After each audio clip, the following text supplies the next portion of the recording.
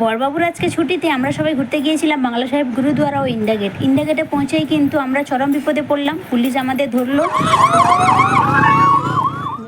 কেমন আছে সবাই? আমার নতুন একটা ব্লগে তোমাদের সকলে অনেকেই কমেন্ট করেছো দিদিভাই নতুন ফ্ল্যাট কিনেছো, হোম ট্যুর দাও। হ্যাঁ অবশ্যই, এখন বাড়িতে এসে কিন্তু সমস্ত জিনিসপত্র গোছগাছ করতে করতে এখন আর ঠিক মতো ভিডিও শ্যুট করতে পারি না। এক তো সোনা বাবাকে খেয়াল রাখতে হয়। আমাদের ভাড়া বাড়িতে ছাদ বাগানের ফুল গাছগুলো তো ছিল, তোমরা আগের অনেক ভিডিওতে দেখেছো। সেই ফুল গাছগুলো এখন আমরা কিন্তু নতুন ফ্ল্যাটের আমরা ছাদে রাখিনি। আমাদের যেহেতু সিঁড়িতে বেলকনিতে এত সুন্দর এত বড় জায়গা, সেই জন্য আমরা কিন্তু সমস্ত বাড়িতে যেই আসুক না কেন আমাদের সিঁড়িতে বেলকনিতে দেখো এত সুন্দর ফুল গাছ দেখে কিন্তু সবাই বলে যে খুব সুন্দর হয়েছে। আর সকাল সকাল দেখো মা এক ঝুড়ি ফুল তুলেছে। সোনা বাবা কিন্তু ওর দিদানের সাথে পুজো করছে। দেখো আজকে আমি পুজো করতে পারিনি, সেই জন্য লেটও হয়ে গেছে রান্না বান্না করে এসে। তো সেই কারণে মাকে বললাম মা তুমি পুজো করে দাও তো। আর এই দেখো সোনা বাবা কিন্তু এখানে পুজো করে দিচ্ছে। যে মন্দিরটা এই কোনায় রেখেছি আমাদের আর একটা রুমে, আমাদের বেডরুমে আমি মন্দিরটা রাখিনি, এই রুমটায় রেখেছি।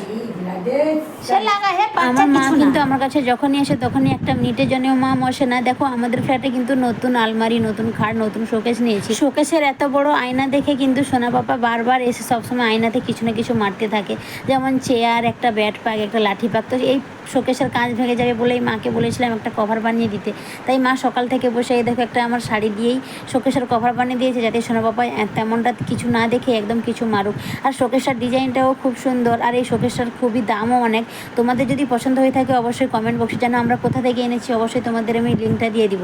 তো দেখো এই শোকেস, এই তো সেদিন মা এলো, কী করে 15 দিন কেটে গেল বুঝতেই পারলাম না। মায়ের কাল ট্রেনের টিকিট আছে, সেই জন্য মাকে আজকে ঘুরতে নিয়ে গেলাম। দেখো আগেরবারও মা আমার কাছে এসেছিলো, কোথাও ঘুরতে নিয়ে যেতে পারিনি, মনটা খুবই খারাপ ছিল যে মা আমার কাছে এলো, কোথাও ঘুরতে নিয়ে যেতে পারিনি। কারণ মা এসেছিলো আমার ডেলিভারির সময়, ডেলিভারি হতে 20 দিন বাকি ছিল, মা এসেছিলো। কিন্তু আমার ডেলিভারিটা 20 দিন আগেই হয়ে যায়, মা আসার একদিন পরেই। মাকেও কোথাও ঘুরতে নিয়ে যেতে পারিনি। তাই এবারও এমন সময় এসেছিলো, গৃহপ্রবেশ হওয়ার পরই নতুন বাড়ির 3-4 দিন পরই আমার সোনা বাবার শরীর অসুস্থ হয়, বমি, পায়খানা, জ্বর। সেই জন্য মাকে কোথাও ঘুরতে নিয়ে যেতে পারিনি। তাই ভাবলাম আজকে একটু মাকে ঘুরিয়ে নিয়ে আসি। ইধার দেখো, ও এখন নতুন নতুন জিনিস দেখছে না, এগুলোকে ও দেখছে কেমন করে। দেখো যে গুরুদুয়ারা এসেছি আমরা, বাংলা সাহেব গুরুদুয়ারা।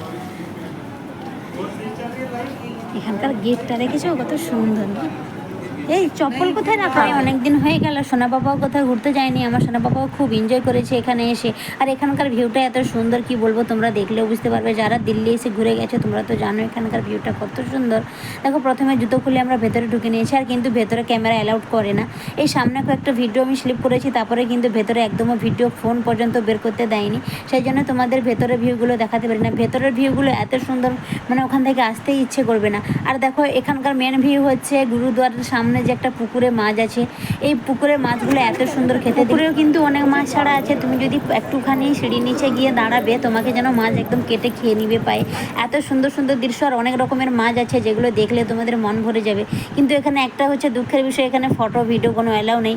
যেই ভিডিওগুলো দেখছো এইগুলো কিন্তু আমি লুকিয়ে লুকিয়ে করেছি, এখানে কিন্তু একদমই ফটো ভিডিও। যদিও বুঝতে পারছো না ভিউটা এরকমই হচ্ছে, কিন্তু দিনের বেলায় ভিউটা খুবই সুন্দর।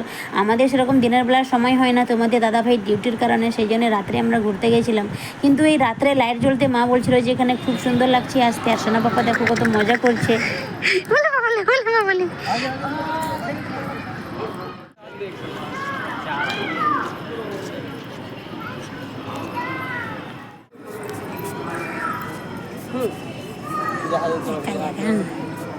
একা একা ঘুরছে দেখো, এই দিদিদের হাত ধরে নিয়েছে, এখন দিদিদের সাথে ঘুরছে।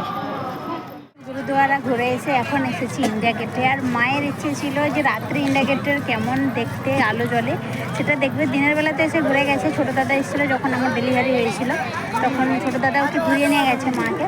কিন্তু রাত্রিবেলা দেখেনি, আর রাত্রিবেলায় এই যে মা প্রথমে বাংলা সাহেব গুরুদুয়ারা ঘুরেছি, তারপরে এখন যাচ্ছি। এই যে আমরা বাংলা সাহেব গুরুদুয়ারা এসে প্রথমে ইন্ডিয়া গেটে এসেছিলাম রাত্রে দেখার জন্য, কিন্তু এই যে 9:30 বেজে গেছে সেই জন্য বন্ধ। ইন্ডিয়া গেটে অ্যালাউ করছে না, মানে ভেতরে অ্যালাউ করছে না। যে বাইরে দেখো কত কি আছে, সেটাই তো ভেতরে হাসের দিকে। রাত হয়ে গেছে তো সেই জন্য 9:30 বেজে গেছে, এই জন্য বন্ধ। যে পুলিশ এসে গেছে, এখানে আগে 10টাতে ছিল, এখন 9:30 বাজতে এই যে বন্ধ করে দিচ্ছে।